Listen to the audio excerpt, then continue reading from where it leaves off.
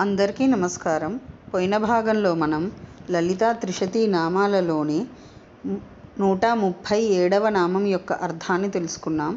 ఈ భాగంలో 138వ నామం యొక్క అర్థాన్ని తెలుసుకుందాం. అస్మద్గురు దివ్యచరణారవిందాభ్యాం నమో నమః.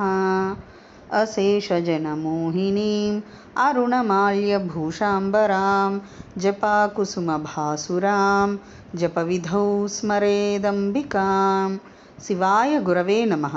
శ్రీగురు పదాంభుజములకు సభక్తికమైన ప్రణామాంజలి సమర్పణతో లలితా త్రిశతి నామ సంఖ్య 138. ఓం సర్వారుణాయై నమః. ఓం సర్వారుణ.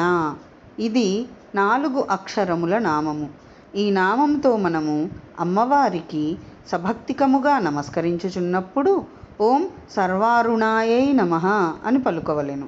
సర్వారుణ, సర్వారుణ వర్ణముతో అరంజితమై శోభిల్లుచుండునది అని అర్థము. సర్వావయములయందు అరుణవర్ణముతో అరంజితమై శోభిల్లుచుండును.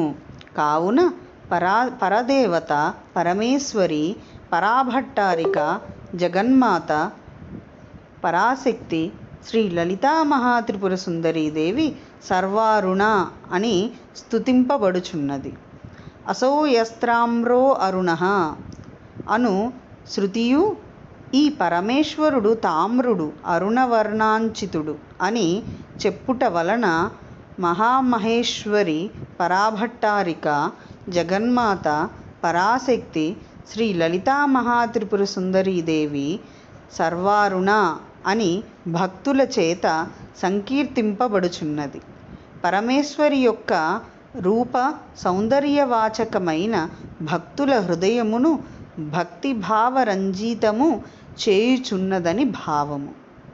ఓం ఐం హ్రీం శ్రీం సర్వారుణాయై నమః. శివశక్తిరూపాయ నమః శివాయ. ఓం ఐం హ్రీం శ్రీం శ్రీమాత్రే నమః. సర్వం శ్రీ సద్గురు దివ్యచరణారవిందార్పణమస్తు.